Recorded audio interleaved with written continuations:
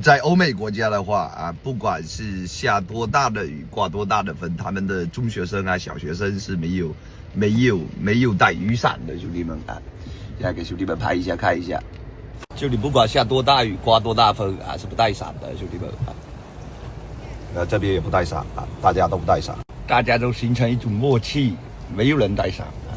Tony， 哎 Tony，out the back。In UK, you boy never win an umbrella, ne? Nah, no umbrella needed. No need. Hard nuts don't need umbrellas. 男男女女他们都穿着冲锋衣啊，不需要带伞。